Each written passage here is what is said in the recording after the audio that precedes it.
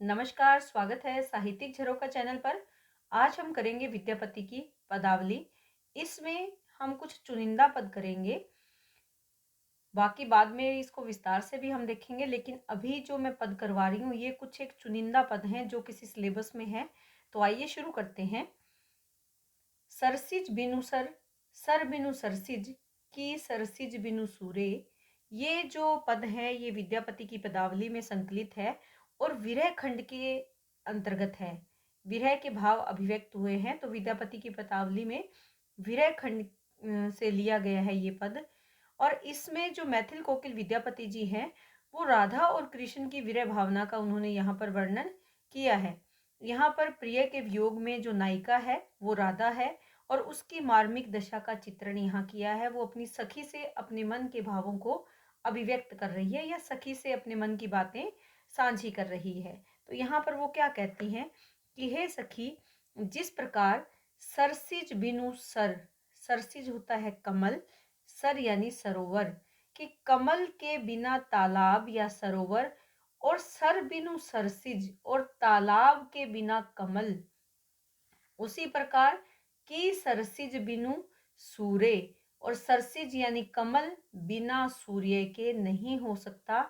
तालाब के बिना कमल के बिना तालाब का कोई औचित्य नहीं, कोई अस्तित्व नहीं। तालाब के बिना कमल की कोई अस्तित्व नहीं। उसी प्रकार सूर्य के बिना भी कमल नहीं खिल सकता, उसका खिलना अधूरा है। उसी प्रकार इन सब की तुलना अपने सौंदर्य से वो करती है।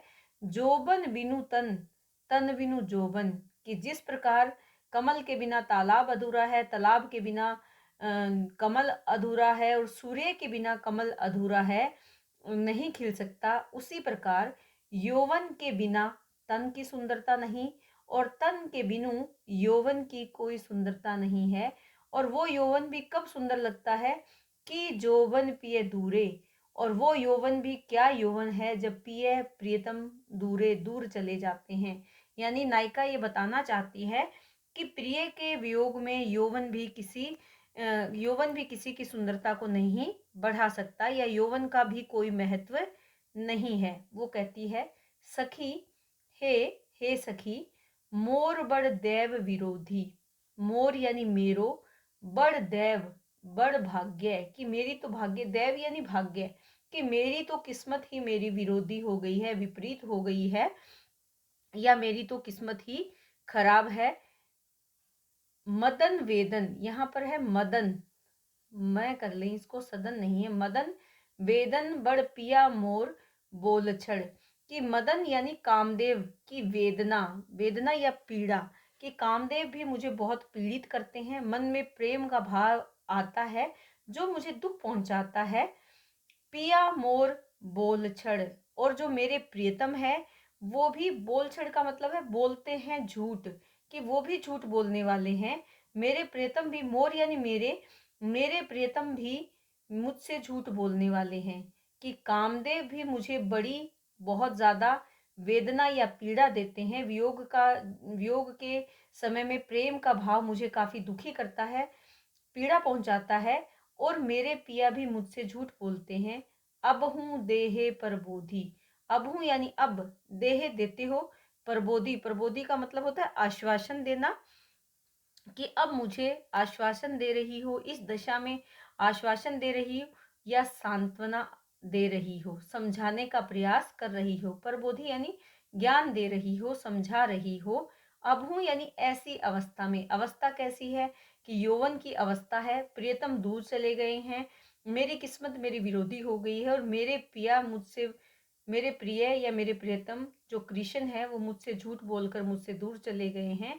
और ऐसी अवस्था में तुम मुझे सांत्वना दे रही हो, समझाने का प्रयास कर रही हो। चौदिस भ्रमर भमर भम कुसुम कुसुम रम, चौदिस, चौदिस यानी चारों दिशाएं, चो यानी चार, दिश यानी जिस दिशाएं, चारों दिशाओं में। भमर यानी भंवरा, भंवरे की क्या आदत होती है कि वो एक फूल से दूसरे फूल पर चला जाता है। तो यहाँ पर वो कहती है कि मेरे जो प्रियतम रूपी भंवरा है वो चारों दिशाओं में भटक रहा है। भम यानी घूमना, कुसुम कुसुम रम, कुसुम कुसुम रम, कुसुम यानी फूल, फूल फूल में वो रमा हुआ है, फूल फूल पर वो जाता है। निरसी मांझरी पीवई, निरसी नीरस, तो यहाँ पर वो क्या बताना चाहते हैं कि नीरस, नीरस यानी रस विहीन, मांजरी, मांजरी क्या है, आम्र की जो मंजरियां होती है, आम की जो मंजरियां होती है, पीवई, पीवई का मतलब ग्रहण करना, और वो उनका रस पीकर मंजरी को नीरस सिद्ध कर रहा है। जो भंवरा है वो प्रत्येक फूल पर जा रहा है, उनके रस का पान कर रहा है और उनको नीरस सिद्ध कर रहा है, अर्थात उन्हें रस से विहीन बता रहा है। मंद पवन चल पीक कुहू कुहू कहे, मंद मंद धीमी धीमी वायु चल रही है। पीक यानी कोयल, और ऐसे मौसम में कोयल कुहू कुहू कर ध्वनि कर रही है, कूक रही है। सुनी विरहिनी कैसी जीवई, कि ऐसी स्थिति में कोयल के स्वर सुनकर विरहिणी जो युवती है या जो नायिका है, कैसे कैसे जीवन व्यतीत करे या कैसे वो जीवित रहे। तो यहाँ पर वो अपने मन के भाव व्यक्त कर रही है कि जब मेरे प्रियतम पास नहीं है, वो अलग अलग कुसुम, जिस प्रकार एक भंवरा एक जगह नहीं ठहरता, मेरे प्रियतम भी एक जगह नहीं ठहरते, वो भी अलग अलग कुसुम रूपी सुंदरी पर के पास वो जाते हैं और उनको नीरस सिद्ध करते हैं कि वो नीरस हैं। ऐसे समय में हल्की हल्की पवन चल रही है, कोयल कूक रही है, और कोयल की ये कूक सुनकर विरहनी जो वियोगिनी स्त्री है, वियोगिनी नायिका है, जो राधा है, वो कैसे जीवई, कैसे वो जीवन को व्यतीत करे या कैसे वो जीवित रहे। इन पंक्तियों में अगर विशेष की बात करें तो यहाँ पर विप्रलंब रस की श्रृंगार रस है, वियोग श्रृंगार रस है। इसके साथ साथ प्रियतम विदेश चले गए हैं, तो जो नायिका है उसकी क्या खासियत है, वो कौन से प्रकार की नायिका है, प्रोषित पति का वो नायिका है प्रियतम, क्योंकि विदेश चले गए हैं। इसके साथ साथ सरसिज, दूर में जो अलंकार है, विनोक्ति अलंकार है, और 24 भ्रमर में जो अलंकार है, 24 भ्रमर भम कुसुम कुसुमरम निरसी मांझरी पीवई, तो यहाँ पर अन्योक्ति अलंकार है, अन्य युक्त उक्ति के माध्यम से प्रियतम की विशेषता यहाँ पर बताई गई है। भ्रमर यहाँ पर प्रियतम है और जो मांझरी है वो प्रेमिका है, तो यहाँ पर प्रतीकात्मकता भी आती है। इसके साथ साथ देखें तो मंद पवन चल पीक कुहू कुहू, यहाँ पर सुनी विरहिनी कैसे जीवे, ये वक्रोक्ति अलंकार का सुंदर उदाहरण यहाँ पर देखा जा सकता है। तो ये इसकी विशेष, जो आप विशेष में लिखेंगे, ये पॉइंट यहाँ पर आप दे सकते हैं। सिने अच्छल जत हम भेव न टूटत, बड़ बोल जत सब थीर, यहाँ पर जो विद्यापति जी हैं वो क्या कहते हैं कि स्नेह, स्नेह कैसा था, अछल, छल से रहित, जत हम पर बहुत अधिक स्नेह था, छल से रहित था, भेव न टूटत, और भेव यानी भरोसा, न टूटत, जो नायिका है वो ये कह रही है कि उनका मेरे प्रति इतना स्नेह था कि मुझे उन पर पूर्ण भरोसा था, और ये क्या भरोसा था कि ये प्रेम कभी नहीं टूटेगा, कभी समाप्त नहीं होगा, कि क्योंकि वो स्नेह कैसा था, छल से रहित था, और हम पर जो वो जता रहे थे उस पर मुझे पूरा भरोसा था कि ये प्रेम कभी नहीं टूटेगा, कभी समाप्त नहीं होगा। बड़ बोल जत सब थीर, बड़ बोल, बड़ बोल यानी बड़े जो बोलते हैं, जत वो सब, थीर यानी स्थिर होता है। ऐसे ही माना जाता है कि जो बड़े लोग जो बात कहते हैं वो उस पर थीर यानी स्थिर रहते हैं। मेरे प्रियतम ने भी मुझसे प्रेम का जो भरोसा या विश्वास दिलाया था, मुझे पूर्ण विश्वास है कि वो अपनी बात पर स्थिर रहेंगे, क्योंकि उन्होंने ये विश्वास दिलाया कि वो मुझसे प्रेम करते हैं और वो अपनी बात पर स्थिर रहेंगे, ऐसा मुझे भरोसा है, विश्वास है, और ये कभी नहीं टूट सकता।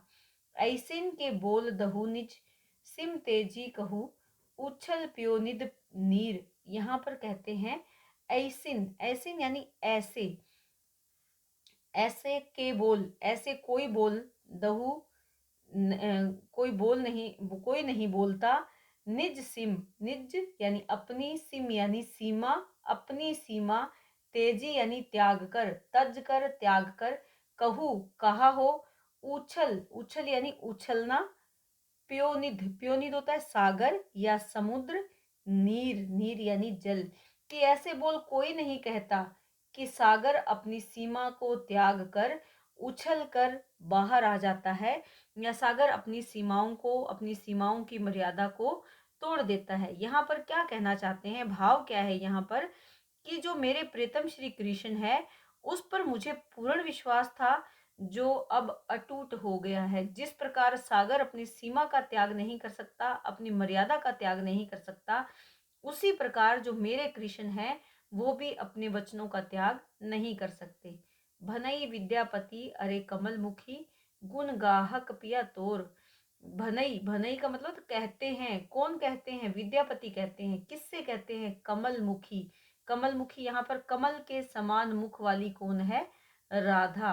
तो वो राधा को कहते हैं कि गुण गाहक, गुणों को ग्रहण करने वाले हैं, पिया तोरा।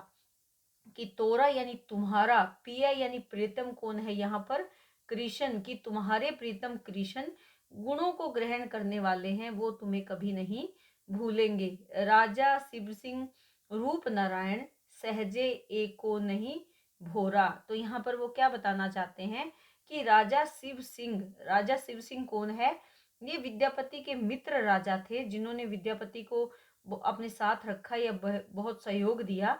विद्यापति का इनके साथ अटूट प्रेम भाव था। तो वो कहते हैं कि राजा शिव सिंह रूप नारायण, राजा शिव सिंह रूप नारायण इस प्रकार के गुणों को सहजे एको नहीं भोर, इस प्रकार के जो गुण हैं उनको सहज कर रखते हैं, एको एक भी नहीं, भोर यानी किसी को भी वो भूलते नहीं है। भोरा का मतलब यहाँ क्या है, भूलना, किसी भी भाव को वो भूलते नहीं है। कौन, राजा शिव सिंह रूप नारायण जो है वो कहते हैं कि वो गुणों को सरलता से भूलते नहीं है, सहजे यानी सरलता से, एक नहीं, एको नहीं, एक भी बात को वो भूलते नहीं है, नहीं भोरा यानी नहीं भूलते। अतः तुम्हारा प्रीतम तुम्हें याद करके शीघ्र ही तुम्हारे पास वापस आ जाएगा। देखिए वैसे तो ये राधा कृष्ण की बात करते हैं यहाँ पर प्रेमी और प्रेमिका के रूप में, लेकिन उसको किसके साथ जोड़ते हैं, राजा शिव सिंह के साथ जोड़ देते हैं। क्योंकि राजा शिव सिंह जो है वो इनके बहुत गहरे मित्र थे। तो यहाँ पर राजा शिव सिंह को इन पंक्तियों में वो नायक के रूप में स्थापित करते हैं, कि वो नायिका जो राधा मानी है, इनके ज्यादातर जो काव्य है उसमें राधा और कृष्ण नायक नायिका के रूप में है। तो यहाँ, लेकिन यहाँ पर जब हम इनकी अंतिम पंक्तियां पढ़ते हैं तो यहाँ पर हमें ये प्रतीत होता है कि राजा शिव सिंह को वो नायक के रूप में स्थापित करते हैं, जो एक किसी का भरोसा नहीं तोड़ते, किसी को एक पल के लिए भी सहजता से नहीं भूलते। तो वो नायिका से शायद ये कहना चाहते हैं कि राजा शिव सिंह बहुत जल्द लौट कर आ जाएंगे, क्योंकि वो तुम्हारी बातों को भी नहीं भूलेंगे। उस भरोसे को वो दिल बताना चाहते हैं नायिका को। तो यहाँ पर अगर हम इनका विशेष देखें, यहाँ कमल मुखी में उपमा अलंकार है, नायिका को कमल के समान सुंदर मुख वाली उन्होंने कहा है। इसके साथ साथ माधुर्य गुण का प्रयोग हुआ है। शब्द शक्तियों की दृष्टि से देखें तो अभिधा और लक्षणा शब्द शक्ति है, और संपूर्ण पद में ज्ञेयता है। प्रमुख जो भाषा है यहाँ पर वो मैथिली भाषा है, क्योंकि विद्यापति मैथिली भाषा के प्रगाढ़ पंडित माने जाते हैं। तो उन्होंने मैथिल कोकिल भी उनको कहा गया है। तो यहाँ पर सुंदर मैथिली भाषा का उन्होंने प्रयोग किया है। और जो अंतिम पंक्तियां हमने की, जहाँ पर वो शिव सिंह की बात करते हैं, वहां पर अपने आश्रयदाता की प्रशंसा वो कर रहे हैं, उन्हीं के गुणों को यहाँ पर बता रहे हैं, किसकी, शिव सिंह की। तो उम्मीद करती हूँ कि ये व्याख्या आपको बहुत अच्छे से समझ में आई होगी। हम धीरे धीरे जितने भी विद्यापति के पद हैं उनकी व्याख्या कर लेंगे। तो इसी तरह चैनल के साथ जुड़े रहें। बहुत बहुत धन्यवाद।